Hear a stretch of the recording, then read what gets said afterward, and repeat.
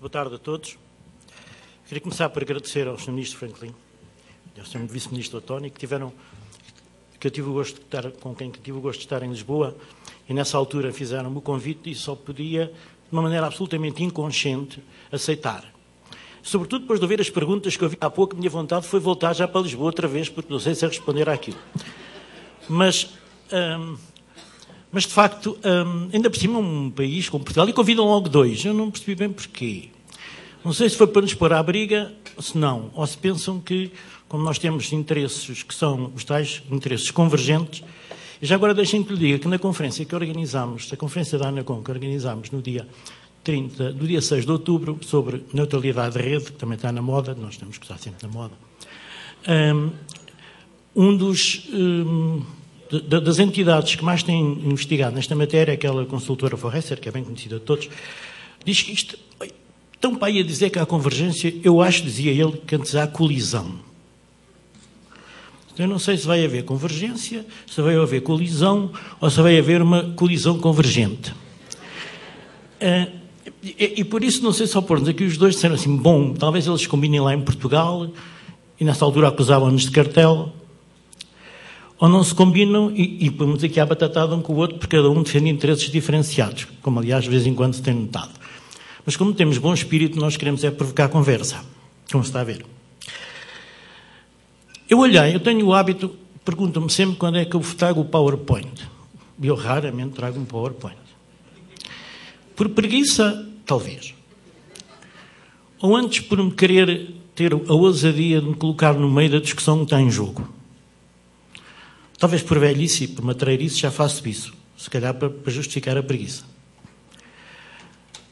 Mas quando olhei para o programa, fiquei com uma perspectiva de intervenção que foi rapidamente destruída quando, a semana passada, me fizeram um conjunto de perguntas, que aliás vêm mais ou menos descritas na folha, que eu disse, espera lá, aquilo deve ser para o Dr. Azeredo Lopes, as perguntas que me estão a fazer, e não para mim. De maneira que eu percebi que estava aqui no meio dos mídia. E como, entretanto, o meu amigo Epsilon já teve o cuidado de fazer o discurso sobre as telecomunicações, que é aquilo que nós regulamos no ICP-ANACOM. E como, entretanto, a partilha da experiência com o Brasil é feita sistematicamente, o Sr. Embaixador Roland Sardenberg, que está ali bem sabe, ainda este ano tivemos 2 dias inteirinhos em Manaus a trocar experiências, todos os anos estamos 2 dias em Portugal, 2 dias no Brasil. Portanto, do ponto de vista das comunicações eletrónicas, a questão está razoavelmente discutida e as experiências trocadas. Portanto, vale a pena olhar para este problema que nos é posto, da convergência dos mídia, do que não é mídia. Portanto, estive a pensar o que é que, de facto, poderá ser a diferença. Independentemente destas convergências todas que temos estado a falar, se é mais a infraestrutura, se é menos infraestrutura, se é mais conteúdo, se é menos conteúdo, se é inclusivamente, e a lógica da colisão vem muito daí, dos próprios produtores de equipamentos, que também já começam a ser eles próprios, de alguma maneira, produtores de mídia. Vejam, Apple o que é. Um dos meus regulados voltava-se para mim, o incumbente, e dizia, mas você está-me a regular a mim. Pense lá em regular a Apple. E eu olhei para ele e disse, pois, está bem, mas eu não tenho base legal para regular a Apple. Se eu tentasse regular a Apple, não sei o que é que me acontecia. Por isso, mas reparem onde é que já está a lógica da convergência. Está extensíssima.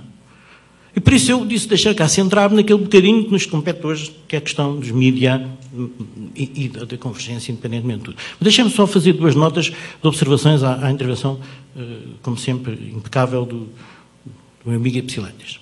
Já agora, uma vez que eu estou a falar da experiência portuguesa, deixe-me cá dizer que quem primeiro abriu as condutas aos operadores foi Portugal, foi antes da França. Já agora, já faz pouca coisa, mas aquelas que se façam, a menos sejam conhecidas.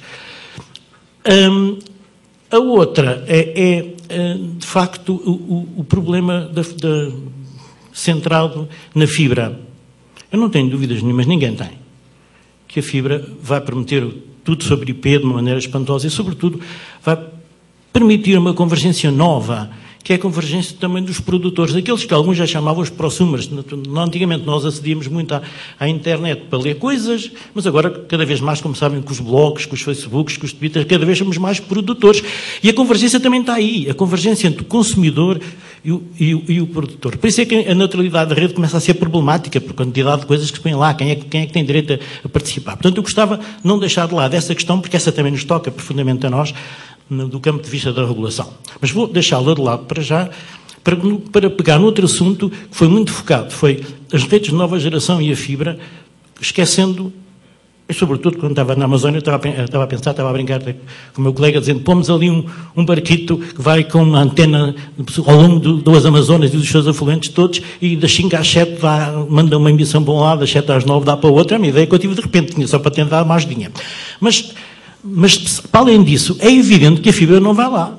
E muitas das coisas têm a ver com os móveis. Têm a ver com a internet móvel. Têm a ver com o LTE que vem aí. Não é um substituto integral da fibra, com certeza que não. Mas é altamente relevante ter isso em atenção para o futuro. Sobretudo, porquê? Porque a questão do LTE na internet móvel é aquela que mais vai colidir, se quiserem, com os interesses eventuais dos tradicionais broadcasters.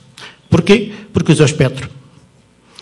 E porque usa o espectro é um bem que é um bem público e não é um bem completamente... é um bem escasso.